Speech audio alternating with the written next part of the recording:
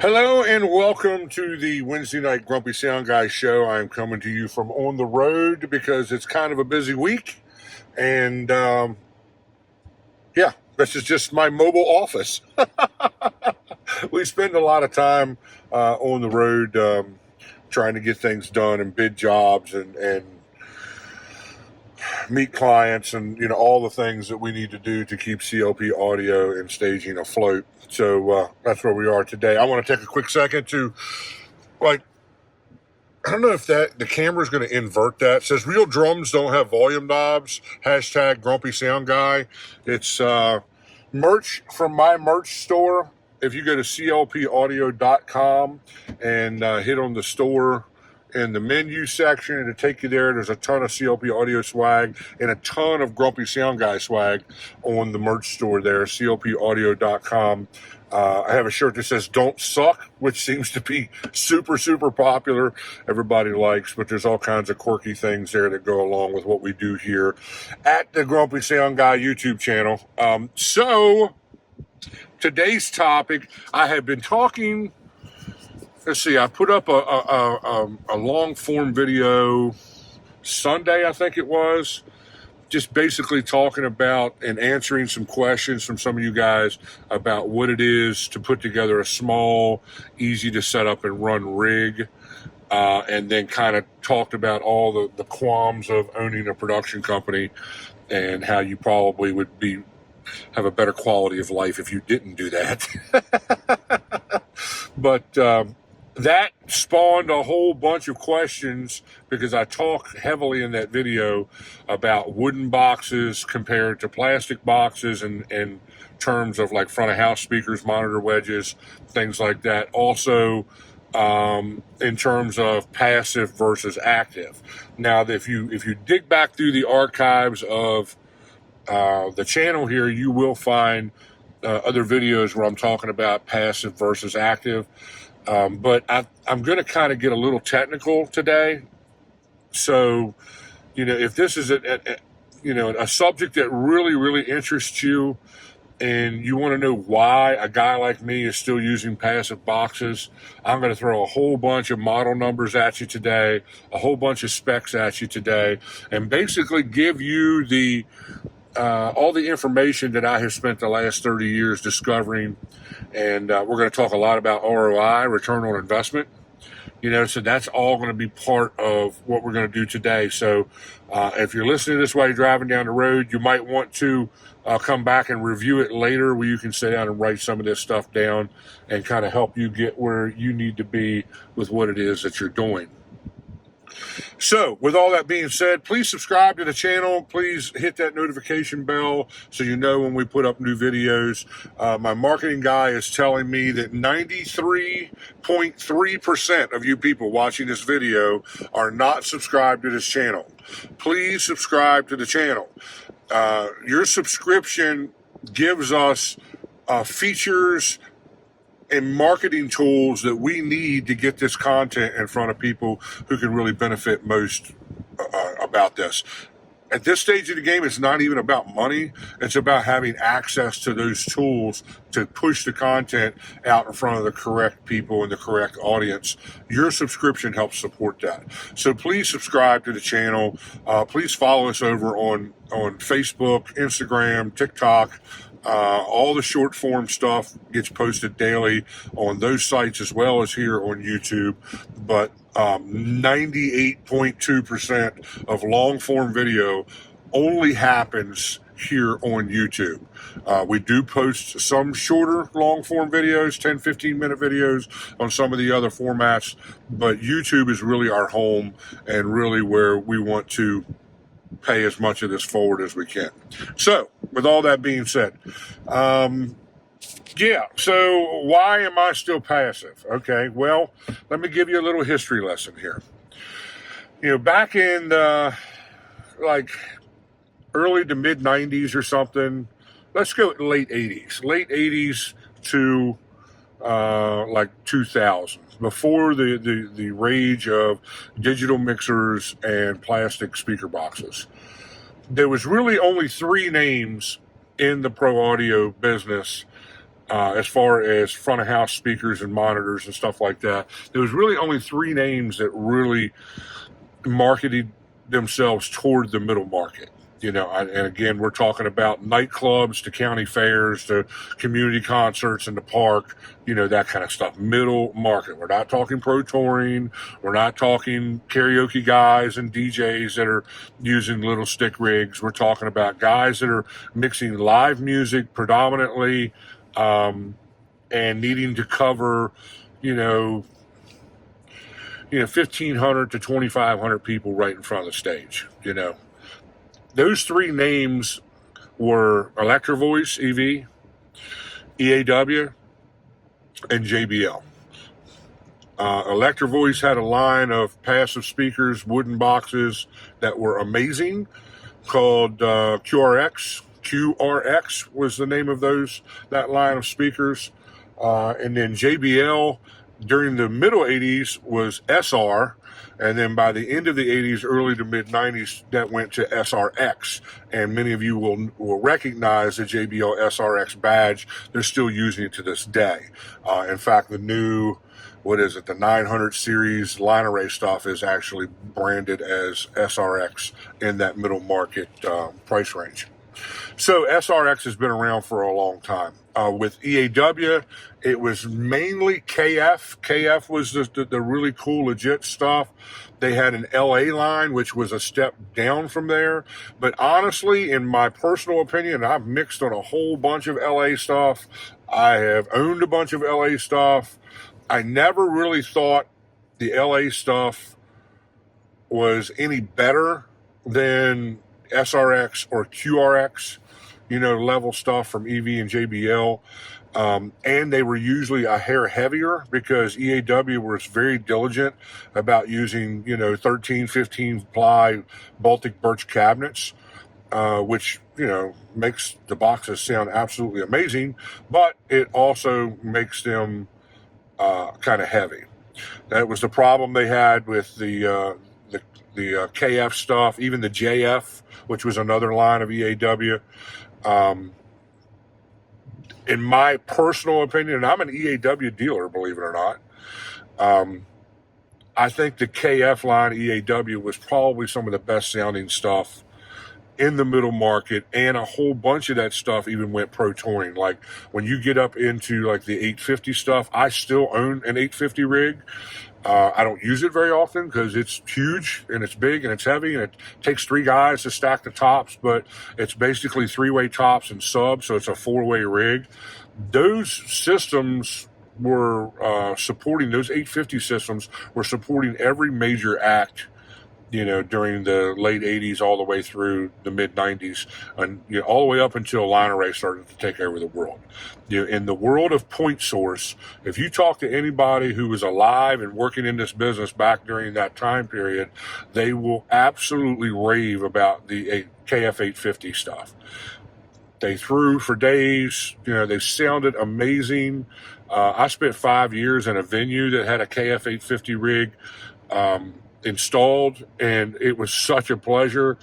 The only downside that I ever had about that rig was it was so accurate that it was like a mirror. Whatever you put into it was exactly what you were going to get out of it. So it really homed or drove home that idea of sound reinforcement, So if your band sucked, it was going to sound sucky through that rig, because that rig was an absolute mirror of what you give it on stage, and it made it absolutely pleasurable to mix through. That's why I still own one.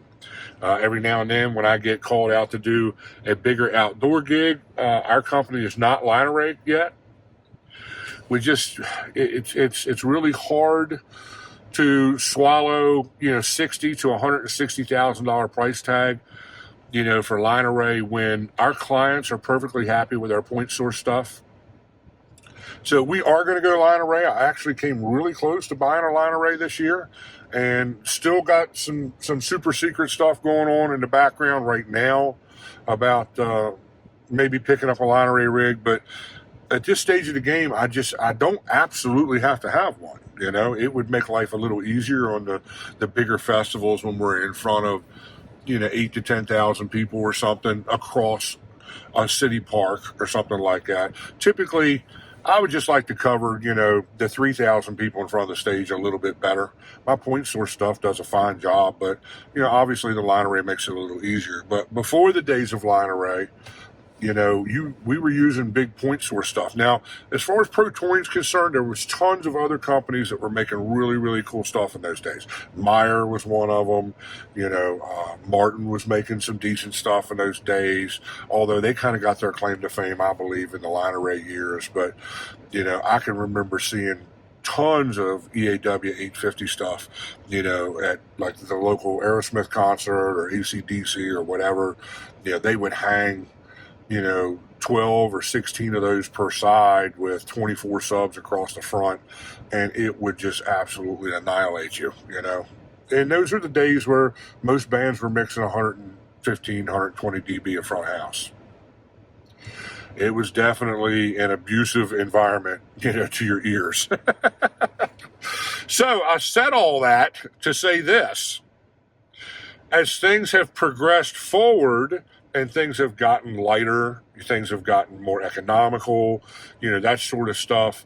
The one thing that you can never argue with all the point source passive stuff is that it just lasted forever. My 850 rig is probably, I have an EF rig. It's not even a Z rig. I have Z subs. But the EF rig, I'm going to say it's every bit of 25 years old, maybe closer to 30 years old. And I could take them boxes out tomorrow, in downtown, Martinsburg, right next to me, and set that rig up and just blow it out for blocks. It would kill that event. You know what I mean? So there's something to be said for ROI, return on investment. JBL, as they continued to, well, let me start with Electro-Voice. Electro-Voice ended up selling out to a Chinese conglomerate. So a lot of the stuff, and this has happened a lot, guys. A lot of the stuff that we had, come to know and love about Electro-Voice just kind of disappeared.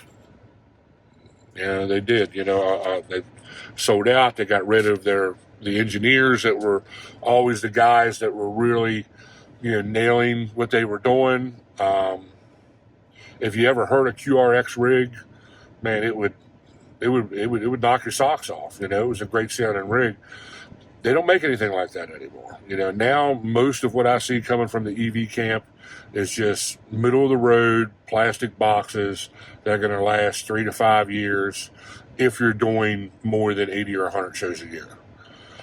If you're only doing, 20 shows a year, well, then they might last you 10 years, It's the same thing with the QSC stuff, same thing with some of the Turbo Sound stuff.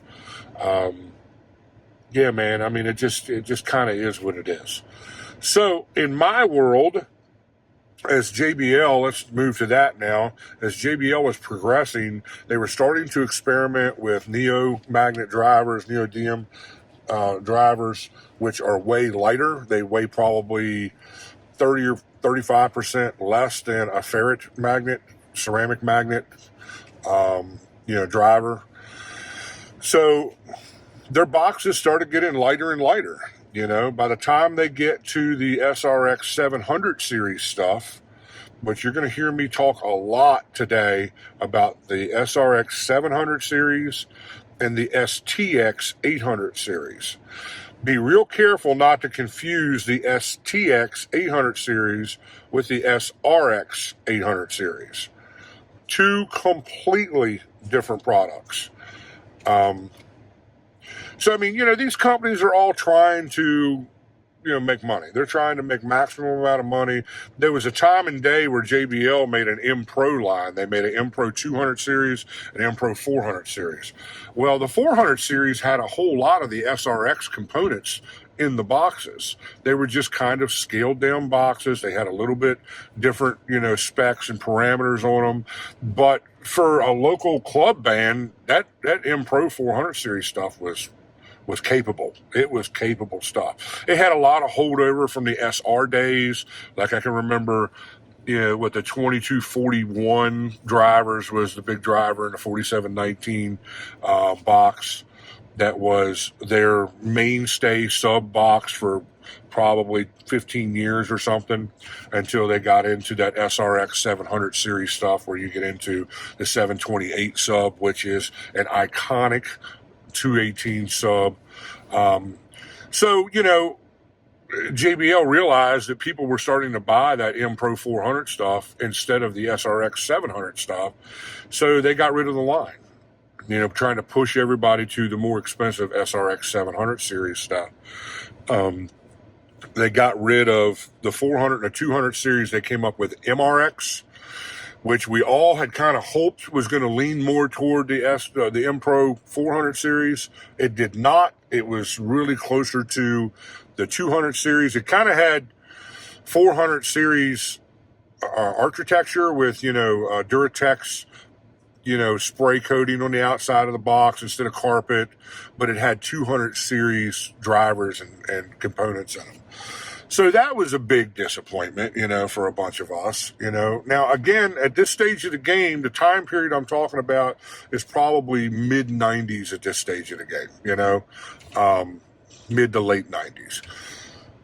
So we all were kind of like, we were all buying SRX 700 stuff. There was no stickable line array stuff in those days. And when I say stickable line array, that means line array boxes that can be put on speaker stands. We call speaker stands sticks.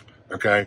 So if I say a stickable line array, that means you can put a couple line array boxes up on top of a pair of speaker stands and you got a stickable line array. None of that stuff existed in these days. So there was this huge gap in the middle market where you were either Pro Touring line array, by the mid to late 90s, or you were point source, period. There was just nothing in between, really.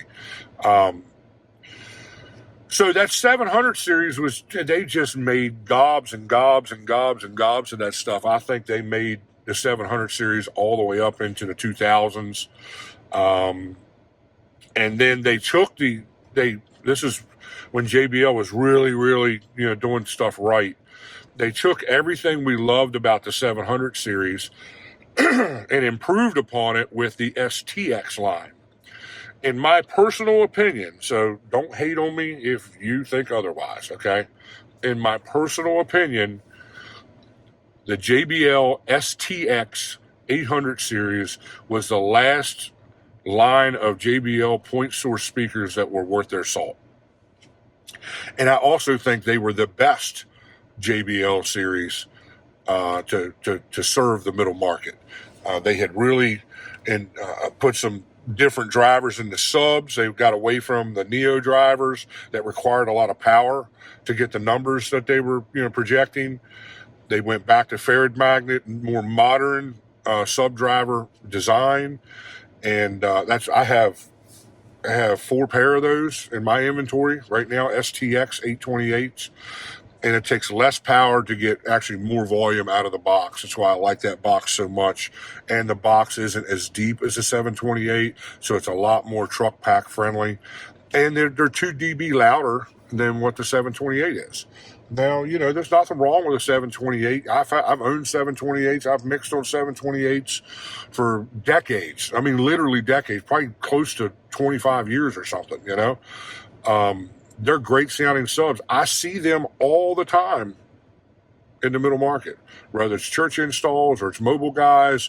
The 728s are very, very, valuable even to this day.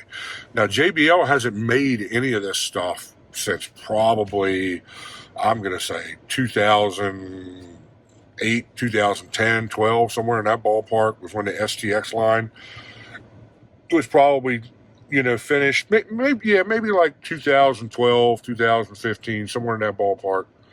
And then that's when they went to what we know now as the SRX 800 series stuff, which is predominantly powered.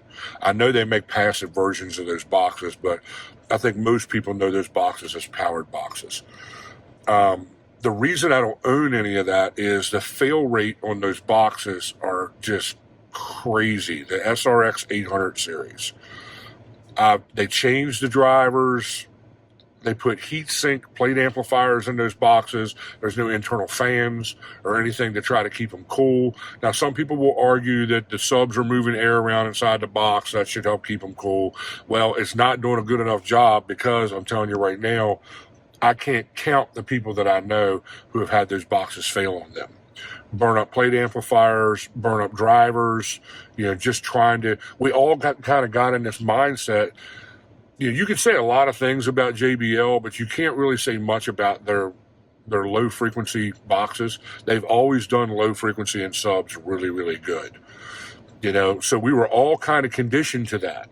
And a lot of people that moved up into that SRX 800 series stuff was really disappointed. I mean, they were trying to push and get the same sound pressure that they were getting out of their 700 series stuff or the STX stuff that they had, and it just wasn't producing it.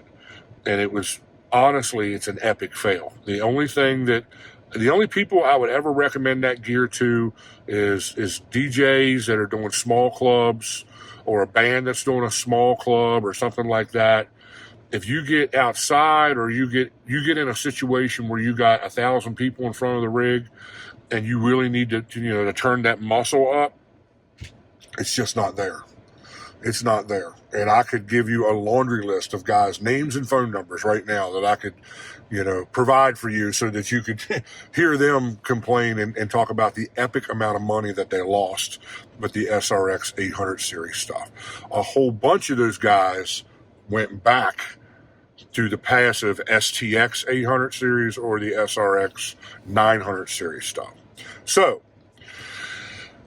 I said all that to say this. The rig that I use most in clubs and small to medium-sized outdoor stuff or whatever is SRX 715 tops with STX 828 subs. That's two double 18 subs. The tops are a 15 and a 3-inch horn, 1.5-inch exit lens on it. And it's passive. They're popular birch blend plywood, so it's not all birch. It's just enough birch in there to give you that wood warmth and feel, so the box isn't that heavy. I think my 715s weigh around 45 pounds, something like that. And I can put them up on speaker stands by myself, The subs weigh, I think, 160 pounds or something like that. I got them on wheels. We kick them back on wheels. They're easy to move around. We don't have any issues with that. All my stuff was on wheels. I'm using Crown Macro I, which is the new digital macro Crown stuff. 5000s on everything. We're mixing through an M32C DL32 stage box most of the time. I have 3 of those setups.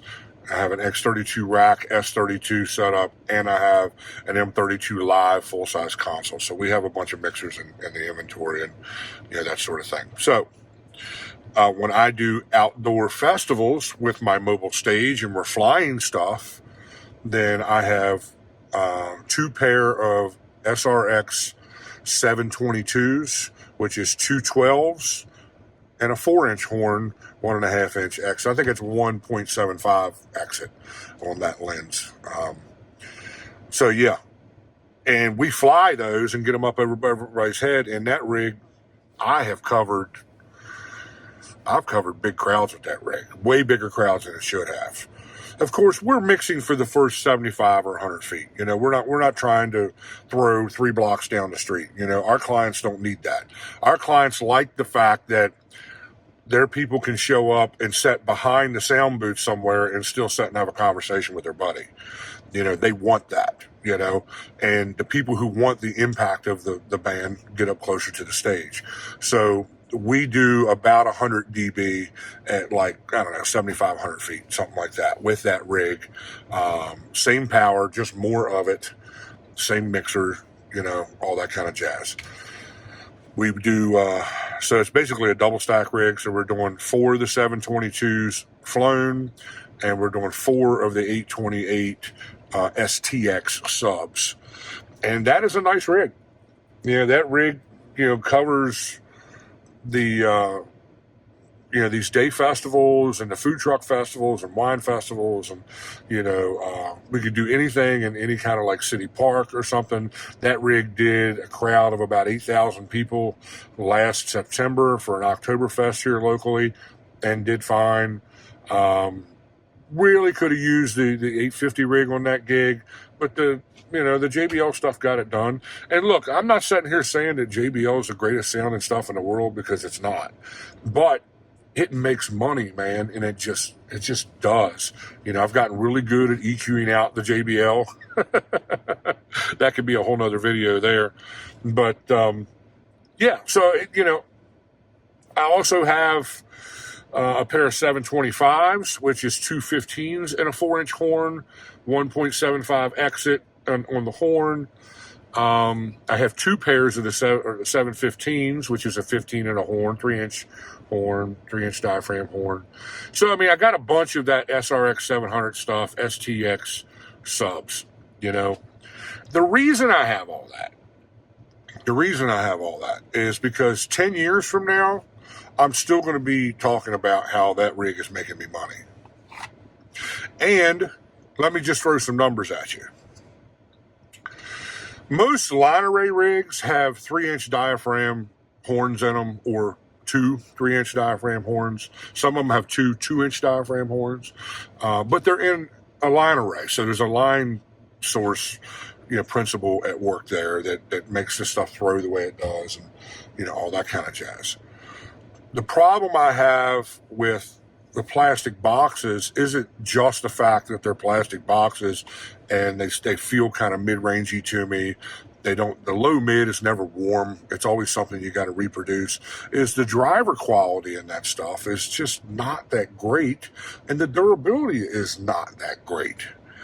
So, man, look, I do this for a living. I'm out here trying to make a living, guys. I can't afford to buy something this year that I'm having to fix or repair next year or 2 years or 3 years down the road.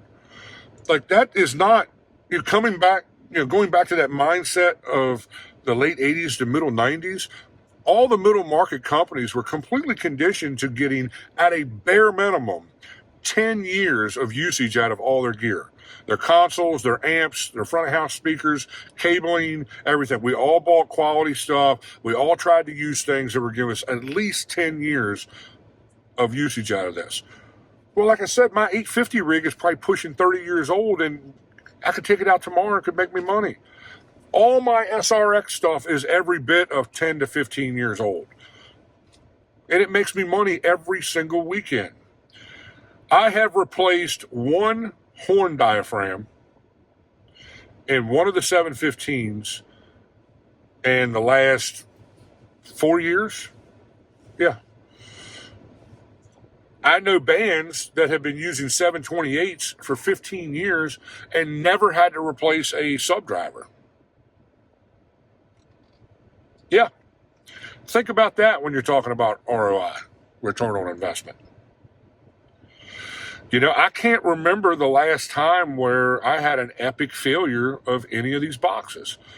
And the 715s weigh like 45 pounds. I can lift them by myself. My 722s weigh 75 pounds. They both have Neo drivers in the woofers. So, all the mid-high stuff that JBL made, even in the STX line, still had Neo drivers in them, so they're light. And because they didn't do a 13, 15 ply, Baltic birch cabinet, they did birch poplar wood blend plywood, not glued together sawdust like you see on some of these. Like when you buy like KW line QSC wooden boxes, it's particle board. It's not plywood. Plywood is always better. It's not, particle board is just glued together sawdust is basically all it is, or chips of wood that they glued together with some kind of adhesive, and then they make sheets of wood out. You see it OSB all the time when people, building houses with the stuff, using it as plywood, for that, OSB plywood. But it's just glued together wood chips.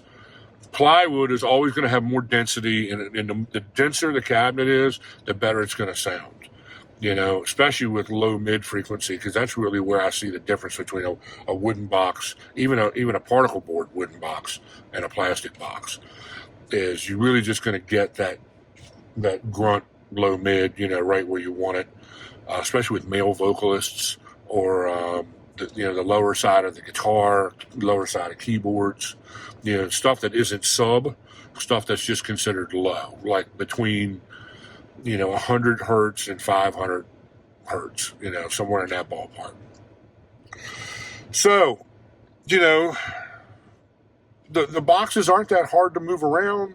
Like I said, the subs are on wheels, because that's always the complaint that I hear from guys. That's always their argument, is that, well, I like the plastic boxes because they weigh, 25 or 30 pounds or whatever.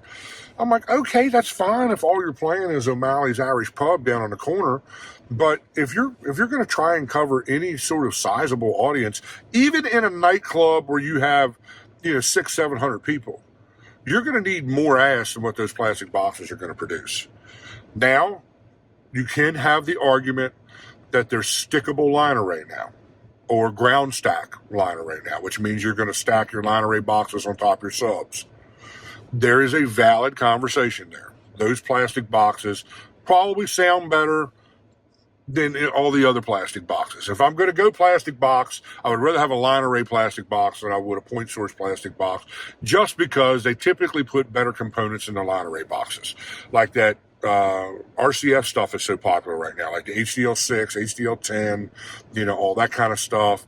And now SRX is in that line. Everybody's reaching down into that upper middle market now. So now the SRX 910 or the 906 or the 908 or whatever it is, that's their new plastic line array boxes. Those boxes will do just fine in that environment. They will kill those events. The problem is those boxes are $3,000 a piece. 2,500 a piece at the bottom end, 3,700 at the top end. I think the last time I looked at an SRX, was it 910 or whatever, line array box, it was like $37.99 or something. But that's insane, dude. That's a lot of money to put out, My 715 SRX boxes were $900 a pair. You can get them for $900, $1,000 a pair all day long. Those 722s, you can get those for $1,200 to $1,500 a pair all day long. The 725s, there's the 215s in a horn. I know there's a pair right now on Facebook Marketplace for $1,700. I bet you if you showed up at $1,500 cash, you'd get that pair for that. Now it's a whole different ballgame when you're talking about money, when you're talking about ROI and performance. It takes 3 of those line array boxes to be as loud as one of my point source boxes. It just does. So now you're like, if I go do a single stack rig with 2 subs and 2 725 tops, you're going to have 3 line array boxes on each one of those subs to be as loud as my one pair of 725s. Now, the line array boxes may throw a little further, but if you're just doing a ballroom for 800 or 1,000 people, or something like that, which I would probably double stack that rig for that, for a crowd that size. But still, the point stands, Is it really worth the what? 3, 6, 9, 18 grand that you're going to put into those top boxes? 18 grand, guys. I could do it with 3 grand of JBL boxes. 3 grand and 18 grand are radically different. I don't care who you are or where you come from or how you punch the big tall calculator. Okay. That means something, dude. Especially in this middle market where you're having to fight for every nickel and dime. Every budget is an issue. Every conversation there's tension, because no one really has an expendable, budget that has no roof to it or no ceiling to it. You always are having to, I tailor make every price for every client because I need to make maximum amount of money for what I'm doing there because this stuff is so expensive. Even when you're using pre-owned boxes like I'm using, and that sort of thing, it's still so expensive to keep up with stuff. I have to recondition those boxes every other year, which means, send the grills out to the powder coater, redo the transparent acoustic treatment behind the grill, paint the boxes, repair the boxes, go through the boxes, pull all the drivers out. All that stuff takes time, man. My time's worth money too. So I mean, you should be doing that with no matter what you own, plastic, wood, passive, active, it doesn't matter. But now here's what separates the men from the boys. All the plastic powered boxes or we'll just say active boxes across the board. We'll take the whole plastic wooden thing out of the equation. All the powered boxes across the board have made front of house systems and monitor rigs. I'll say front of house system because monitor rigs, you still got to ring feedback out of your monitor rig, whether it's passive or active. But let's just say for front of house sake, all the scientific work that has to be done in a system processor to make your system operate at peak performance has already been done. So these active rigs have been able to make a whole lot of mediocre sound guys sound pretty darn good because the crossovering is done. Ringing out the frequencies for the boxes is already done in the engineering part of it most of the time, depending on what level box you get. I've seen some lower end plastic boxes that just had all kinds of resonant frequencies in the box itself that just got in the way and caused cancellation with certain frequencies, but that's a whole nother video. But yeah, it's pretty much made front of house idiot proof. And that has value to a bunch of you guys that don't know what the hell you're doing. So I get it. But boy, are you having to pay a price for that, because even if you're just, going to buy a QSC or a turbo rig or something like that to do small to medium sized rooms and patio gigs, you're still going to you're going to be 10 grand in boxes real easy, to where I am way less invested in the boxes themselves. Now, there can be an argument to be had about the power amps, okay? Well, JR, yes, your boxes were much less expensive, but how much do you have in power amps? Well, I have a whole lot of money in power amps because I use good power amps because I want to get 10, 20 years out of my power amps. So I buy quality Crown, Pro Touring level, power amps. And they're not cheap. But here's the reality of that. Those power amps are making me money year after year after year after year after year.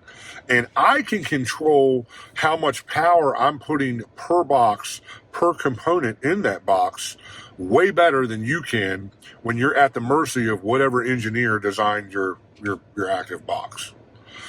Obviously, the more money you pay for that active stuff, the better the box sounds. But let's just be honest. A whole bunch of you guys doing these small to mid-sized clubs don't have big budgets. So you're buying, I see a whole bunch of Mackie Thump stuff in these clubs, and that is at the absolute bottom of the barrel as far as I'm concerned, when it comes to frequency reproduction. Those boxes just don't sound all that great. I mean, they're okay at about, 70 or 80, dB, but you get up over that, man, and they start falling apart real quick.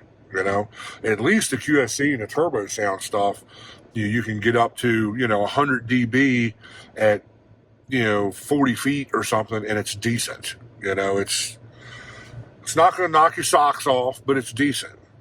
So I have a whole bunch of money in amplifiers, to push my passive stuff, but that configuration is going to outlast every other middle market active box by probably 10 years. Again, it comes back to ROI, return on investment. I mean, if you got a big time paying, day gig where you're making $100 grand a year working for the government or something like that, and you can afford to, to buy new boxes every couple of years, of course, you kind of get your rocks off on that anyways because you're a gear junkie and you always want the latest, greatest, newest flavor of the week, gear that's coming out. Okay, well, have at it, man. I'm not mad at you. You go blow your money however you want. I'm doing this as a career. I'm doing this. I have to watch every penny. I mean, I'm putting events together where I have to, genuinely pay attention to labor costs, vehicle maintenance. Fuel is freaking huge these days. Would someone please get in the White House that can bring fuel prices back down? It's just absolutely killing me with fuel, especially when you have multiple vehicles on the road, I'll leave that alone. Nevertheless, it's so hard to make a measurable profit in this business. I can't afford to go out on a limb and pay, tens of thousands of dollars for gear that I can cover with my current passive stuff.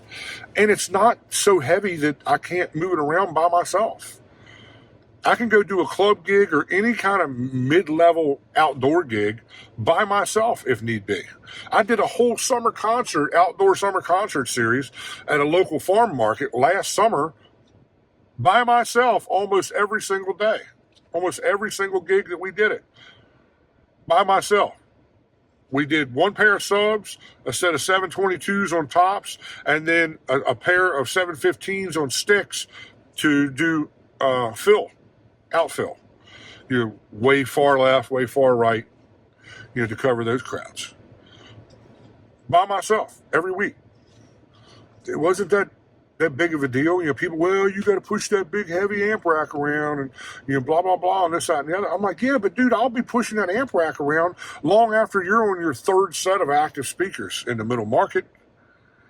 I mean, come on, dude. Like, even some of these newer line array boxes, I'm starting to hear people are having problems with the amplifiers, Some of the RCF stuff, some of the JBL 900 series stuff, guys are taking them outside, and on a hot August day when it's 115 degrees with the heat index and humidity is 100%, and the sun is bearing right down on those amplifiers. They're burning up, dude. They're burning up. And then you got a box that you paid, $3,500 for, and now you got to put, a $500 plate amplifier in the back of it. I don't have any of those issues in the world that I'm in. That's why I use what I use. It's not a matter of being, Gen X, almost 52 years old and, stuck in my ways of passive. No, it's, I've been doing this long enough to know this is where the money is, guys. This is where I make all my money, is by being smart this way. Because if you're reckless in this business, you'll spin yourself right out of business every single time. And then you'll be posting stuff on Facebook Marketplace trying to get rid of it and recoup some of your money back because your wife is up your rear end, because you've done nothing but lose money, because you didn't think about return on investment when you bought stuff. And boom, there it is. Then I'm the guy contacting you on Facebook Marketplace, buying your gear for a fraction of the cost, because that's what I do. That's what I do. Everything that I own, I can sell tomorrow for the same price that I paid for it, because I buy an enormous amount of pre-owned gear. I'll recondition it, I'll repair it, I'll put it into service for years and years and years, and then resell it and get my money back. And this stuff made me money 1,000 times over. Like, it's nuts. I mean, that don't always happen, but probably 99% of the time, that's how I roll. Now if I buy new gear, I'll use that new gear until the wheels fall off of it, because that's the only way you can recoup your money out of new gear.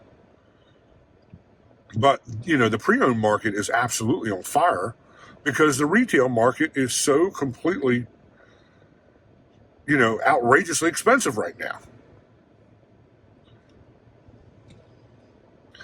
You put yourself together a little SRX 700 series rig, and you can go out and make money for years upon years upon years, never have to replace a driver, never have to, go through all the rigmarole of redoing the system every 3 years or something. It just works, lasts forever. If you take care of it, it'll take care of you. So that is why I'm passive. That is the whole conversation between passive and active. I'm sure there'll be a whole boatload of people that will tell me I'm a dinosaur and that what I'm saying isn't relevant in today's world and I'm not embracing modern technology. And I would ask every one of those guys, how much gear are you buying to say that? How much of your money out of your bank account are you paying to provide the gear at your next gig? Because I find a whole bunch of freelance guys got big opinions on what kind of gear, you should buy when they don't own any gear. So you can shove that in your little Barbie pipe and smoke it, Those of you who do know what it's like, hey man, more power to you. If you're all about active now and your clients are happy with that, you do you, boo. I'm not mad, You do what works for you. I'm telling you, this is what works for me. You guys had asked me to talk about this and expand on this conversation. This is what I've done. This is what works in our company. I'm sure we'll be line array probably within the next year to 18 months, maybe sooner than that. But really, honestly, I'm still going to be pulling a whole bunch of this, JBL gear out to do all the club level stuff. The line array stuff is really just to do our outdoor stuff better. That's really the only purpose of that. Other than that, I don't even need it. That's why I'm not falling over myself to pay these outrageous interest rates. The bank wants to charge me to borrow the money to buy the line array. That's why I don't have a line array, because I'm not paying these crazy prices that the banks want, for interest and all that kind of stuff. I don't need it that bad, and that's what's going to keep me in business long after a whole bunch of my competitors have spun their way into a hole and spin their way out of business entirely. You got to work smarter, guys, not harder. And if you ain't super, super smart watching every penny, you will not last in this business. Or you'll just live your whole life being the weekend warrior that dumps all his government job money into a money pit hobby and has very little quality of life. Like I said in the video earlier this week, I never suggest you starting a production company. Go volunteer at your local church or go to work for a nightclub or a corporate band running sound and let them buy the gear, because it is a hard road to hoe, my friends. Look, I love you guys. Thanks for tuning in. Thanks for listening to me ramble for 45 minutes. I wish you all the best. Hit me up in the comments section. Tell me what's working for you. Look, I don't claim to know everything. If there's something that you're doing that I'm not doing and I can learn from that, look, I stay teachable. I honestly do. But I also know what has worked for me all these years, and I know what's putting money in my bank account each week. And it's pretty much the inventory that we're dealing with right now. So love you guys. See you next week.